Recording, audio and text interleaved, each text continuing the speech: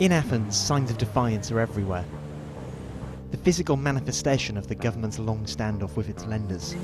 But after months of saying oshi or no, today the government said yes.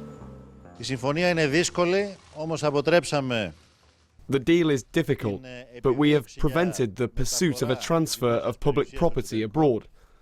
We have prevented the plan of financial asphyxiation and the collapse of the financial system, a plan that was designed to its last detail perfectly recently and had started to be implemented. Alexis Tsipras has now crossed most of his red lines.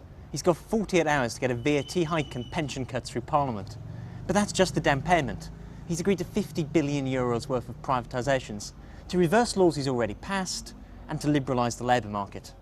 This is a much tougher deal than the one Greek voters rejected last week. Yes, it allows for talks on debt relief in the future. Yes, it's for 3 years of financing rather than just a few months. But the overriding sense here is that this is a serious defeat for the Syriza government. Whilst the deal will likely clear the Greek Parliament, the government can't rely on the votes of all of its own supporters. As an MP, I cannot use my vote to pass measures like these. The Greek people said no a week ago. With this, I think Greece could be called a colony of the European Union, not an independent member.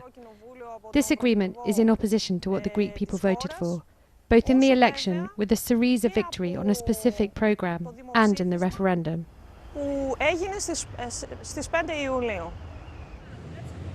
This MP, who only joined Syriza in January, told me she's already considering leaving.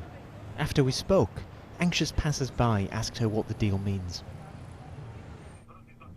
Εμπιστοσύνη. Implementation που έλεγε θυμάσαι η Lagarde. Implementation. Chris Lucas, like many Greeks, didn't sleep much last night. He was on air, following events in Brussels, on a pro-Syriza radio station. We get hundreds of messages by SMS, email and phone calls. Some listeners even visited us in the studio, from behind the scenes.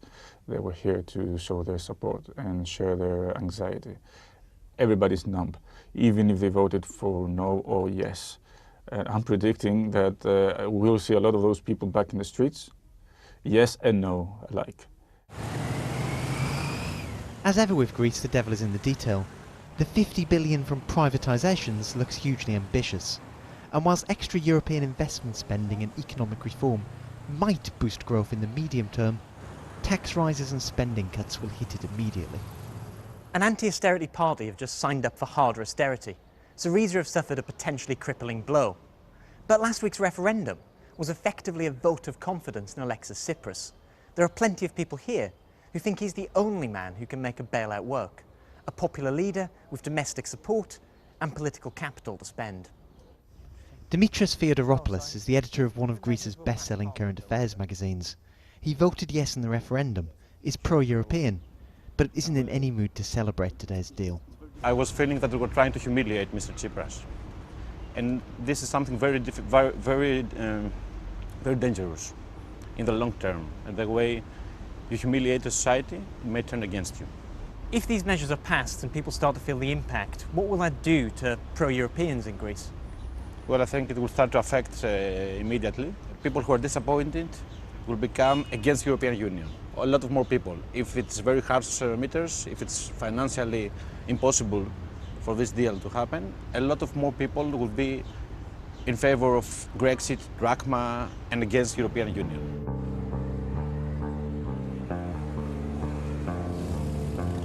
Syriza were elected promising to end austerity and stay in the euro.